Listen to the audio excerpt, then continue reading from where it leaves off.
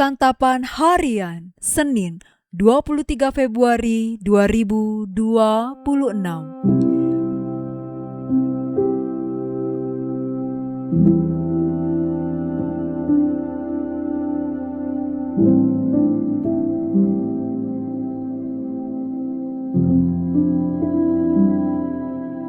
Inilah program Santapan Harian, sebuah program yang mengajak Anda menelusuri isi Alkitab, agar Anda menemukan makna firman Tuhan sesuai dengan konteksnya.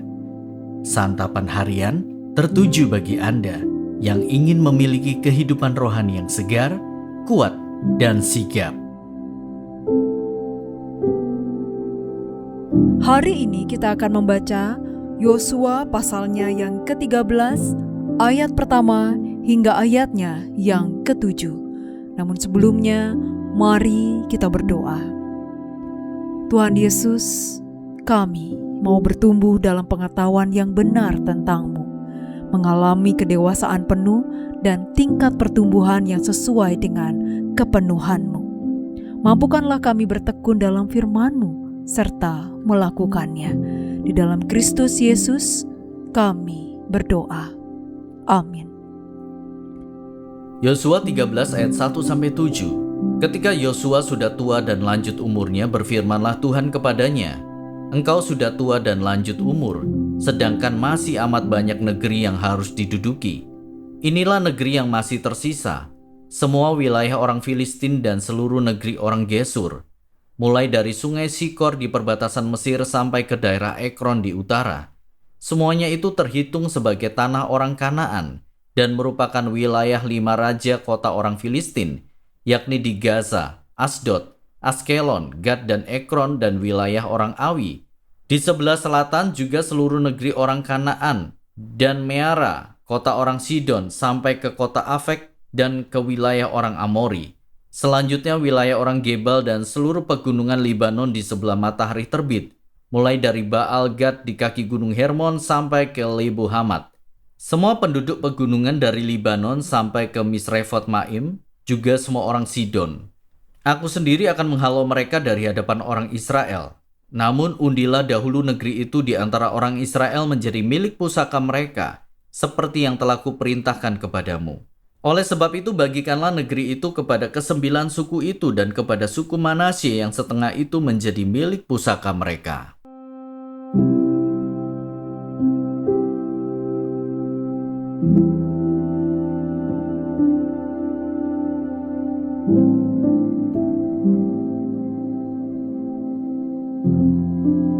Sahabat Scripture Union Indonesia, Tuhan dapat memakai setiap orang tanpa memandang usia untuk melayani Dia. Namun, stigma seringkali diberikan kepada mereka yang lanjut usia. Kinerja mereka dianggap kurang efektif karena keterbatasan usia lanjut tersebut. Pada bagian kedua dari kitab Yosua ini, catatan yang diberikan kepada pembaca adalah bahwa Yosua telah tua dan sudah lanjut umur, dan masih terdapat wilayah Kanaan yang belum ditaklukkan. Meskipun Yosua telah menjadi tua dan lanjut umur, Tuhan tetap mempercayakan tugas kepadanya, yaitu mengundi dan membagi tanah pusaka kepada suku-suku Israel. Banyak tanah yang belum ditaklukkan oleh orang Israel, namun rencana dan kehendaknya adalah agar mereka menaklukkannya. Tuhan yang berkuasa atas masa depan tahu bahwa kemenangan akan menjadi milik mereka, sesuai dengan janji yang telah disampaikannya melalui hamba-hambanya. Janji itu akan tergenapi dengan melibatkan mereka yang akan pergi berperang menaklukkan bangsa-bangsa Kanaan. Penting untuk kita ingat bahwa Allah melibatkan umat dengan semua rentang usia dalam mewujudkan janjinya. Sekalipun kekuatan Yosua pada teks ini tidak seperti kekuatan yang dimilikinya pada waktu mudanya, yaitu saat menjadi salah seorang dari 12 pengintai yang diutus Musa sebelum masuk ke tanah Kanaan. Namun Tuhan tetap memakainya. Dunia sering mengabaikan peran orang yang lanjut usia karena keterbatasan mereka dalam bekerja. Kekuatan dan kecepatan mereka tak lagi dapat diandalkan, sehingga peran mereka perlu digantikan oleh orang yang lebih muda. Akibatnya, mereka sering tersisihkan dan bahkan terabaikan.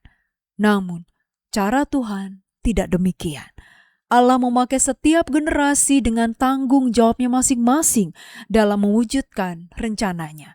Hanya Tuhan yang pantas menyatakan bahwa seseorang tidak memenuhi kualifikasi dalam melakukan pekerjaannya. Selama kita diberi kekuatan, hendaknya itu dapat dipersembahkan untuk pekerjaan Tuhan. Mari kita berdoa.